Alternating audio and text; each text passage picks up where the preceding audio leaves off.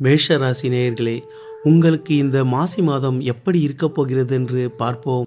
அஞ்சா நெஞ்சமும் குழந்தை மனமும் கொண்ட மேஷ ராசி நேயர்களே, உங்களுக்கு லாபத்தை கொடுக்க போகும் மாதமாக இந்த மாசி மாதம் அமைகிறது.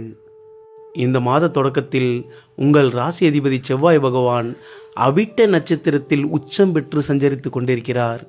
27 நட்சத்திரங்களில் பெரும் செல்வத்தையும் பணத்தையும் குறிக்கக்கூடியது இந்த அவிட்ட நட்சத்திரமாகும். இந்த மாதம் உங்களுக்கு லாபம் அதிகரிக்கும் மாதமாக அமைகிறது. வீட்டு மனை, நிலம், வீடு, பொன் பொருள் சேர்க்கை என அனைத்திலும் நீங்கள் லாபத்தை பார்க்க போகிறீர்கள். நேர்மையான வழிகள் மட்டுமின்றி நேர்மையற்ற வழிகளிலும் சொத்து சேர்க்கையானது ஏற்படும். இந்த மாதம் முழுவதுமே உங்கள் லாபஸ்தானம் பலம் பெற்று இருக்கிறது. சூரிய பகவான், புதன், ராகு, சுக்கிரன், செவ்வாய் என 5 கிரகங்கள் லாபத்தில் சஞ்சரிக்கப் போகின்றன. உங்கள் ஆசைகள் நிறைவேறும் மாதமாக இந்த மாதம் முழுவதும் அமைகிறது. மேஷராசி ஆண்கள், பெண்கள் விஷயத்தில் கவனமாக இருங்கள். உங்கள் 11ஆம் இடமான கும்பராசி காமராசியாகும். இந்த ராசியில் ராகு பகவான் தன் சுயசாரமான சதயம் நட்சத்திரத்தில் சஞ்சரித்து கொண்டிருக்கிறார்.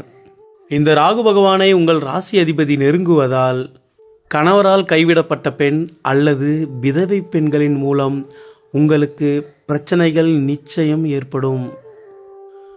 செவ்வாய் ராகு சேர்க்கையானது மிகுந்த ஆற்றல், தைரியம், அதீத கோபம் மற்றும் பிடிவாத குணத்தை ஏற்படுத்தும். 11ஆம் இடத்தில் இந்த சேர்க்கை ஏற்படுவதால் உங்களுக்கு அது லாபமாக மாறுகிறது. இருந்தாலும் கூடா நட்பு கேடு விளைவிக்கும் என்பதை மறந்து விடாதீர்கள். ரியல் எஸ்டேட் தொழிலில் உள்ள மேஷராசிக்காரர்கள் இந்த மாதம் பெரிய அளவு வருமானத்தை பார்ப்பார்கள். தொழிலில் நல்ல முன்னேற்றம் ஏற்படும். லாபம் அதிகரிக்கும். இந்த சேர்க்கை அதிக கோபத்தை ஏற்படுத்தும். இதனால் உங்கள் வீட்டில் பிரச்சனைகள் வராமல் பார்த்து கொள்ளுங்கள். வாகனத்தில் செல்லும் பொழுது எச்சரிக்கையாக செல்லுங்கள். 12ஆம் இடத்தில் சனி பகவான் இருப்பதால் எவ்வளவு லாபம் வந்தாலும் அதற்கான செலவு காத்திருக்கிறது என்பதை மறந்து விடாதீர்கள். அதனால் உங்களுக்கு கிடைக்கும் லாபம் மற்றும் வருமானத்தை நிலையான சொத்தாக மாற்றி வைத்து கொள்ளுங்கள். இல்லையென்றால் உங்களிடம் எவ்வளவு பணம் உள்ளதோ அந்த பணத்தை எண்ணி உங்களிடம் கொடுத்தவர் போல ₹1 கூடவும் இல்லாமல் குறையவும் இல்லாமல் சரியாக அதற்கான செலவு ஏற்படும். நீங்களே ஆச்சரியப்பட்டு போவீர்கள். 5ஆம் இடத்தில் உள்ள கேது பகவானால் பிள்ளைகளால் பிரச்சனை ஏற்பட்டு கொண்டே இருக்கும். மனக்குழப்பம் மற்றும் மனப்பதற்றம் ஏற்பட அதிக வாய்ப்புள்ளது. 3/3/2026ஆம் தேதி சுக்கிர பகவான் உங்கள் 12ஆம் இடமான மீன ராசியில் உச்சம் அடைகிறார். எனவே உங்களுக்கு சுப செலவு நிச்சயம் உண்டு. உங்களின் கணவர் மற்றும் மனைவி அவர்களின் குடும்பத்தாரின் மூலமும் உங்களுக்கு இந்த மாதம் ஆதாயம் உண்டு. நீங்கள் செய்யும் சுப விரயங்களால் உங்களுக்கு ஆதாயம் ஏற்படும். உங்கள் ராசிக்கு 8ஆம் இடம் விருச்சிக ராசியாகும்.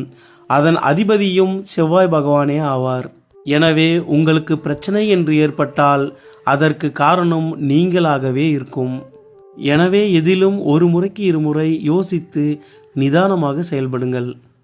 குரு பகவான் உங்களின் லாபஸ்தானத்தை பார்ப்பதும் உங்கள் ராசி அதிபதி குருவின் பார்வையை பெறுவதும் பல நன்மைகளை ஏற்படுத்தப் போகிறது.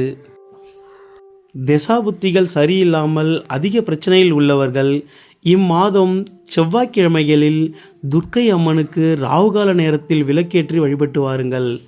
உங்களின் பிரச்சனைகள் தீர்ந்து சுபிக்ஷம் ஏற்படும். மாசி மாதம் 25, 26, 27 நாட்கள் உங்களுக்கு சந்திராஷ்டம தினங்களாக வருகின்றன.